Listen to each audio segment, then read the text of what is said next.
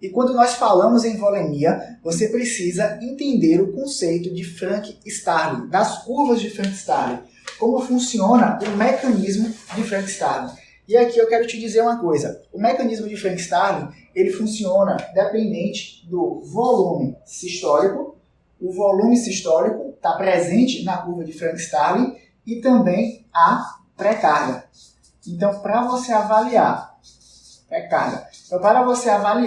a curva de Frank-Starling e entender o que é que está acontecendo, você tem que saber que ela depende desses dois parâmetros, volume sistólico e pré-carga. E a curva de Frank-Starling, ela vai fazer mais ou menos assim.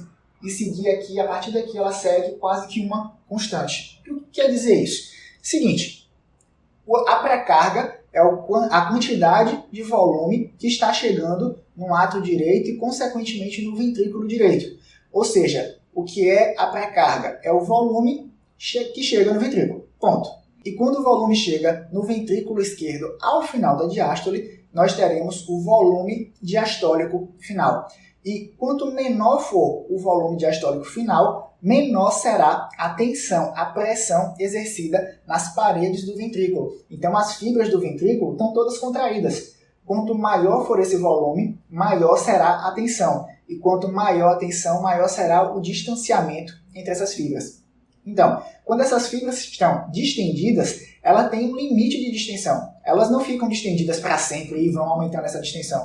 Elas terminam ali em um determinado momento. E a partir dali, por mais volume que você queira dar para o seu paciente, o coração não vai conseguir mais se distender. Ele não vai conseguir mais assumir aquela quantidade de volume e, consequentemente, isso pode até prejudicar o volume sistólico. Então, veja só, quanto mais pré-carga você tem, mais volume diastólico final você tem. Consequentemente, você está distendendo mais as fibras e essa distensão aumenta a força de contratilidade. E aumentar a força de contratilidade junto com o aumento da pré-carga, você também consegue aumentar o volume sistólico do seu paciente. Por outro lado, se esse paciente está hipervolêmico e você faz alguma medicação do tipo furosemida, do tipo diurético, e você reduz a volemia do seu paciente, essas fibras que estavam distendidas, agora elas começam a ficarem mais próximas. Por quê? Porque você diminuiu o volume diastólico final. Então, é isso que a curva de Frank-Starling diz para você.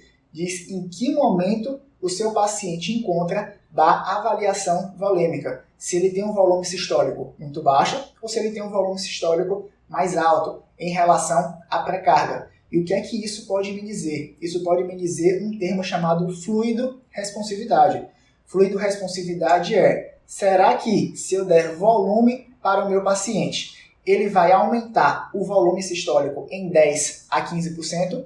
Se a resposta é sim, então você provavelmente vai fazer volume para o seu paciente, caso ele necessite. Se a resposta é não, você não vai fazer volume para esse paciente. Se esse paciente estiver, por exemplo, hipotenso, talvez agora seja o momento de começar uma droga vasoativa, um vasopressor, noradrenalina, vasopressina.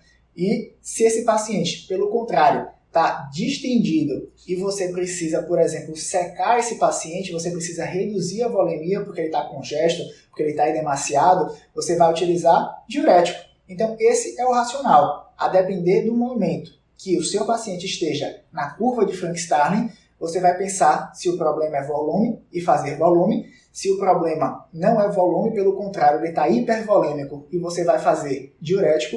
Ou se esse paciente, por exemplo, apresenta uma hipotensão e ele já tem um volume adequado, o que é que você vai fazer? Droga vasoativa, vasopressor.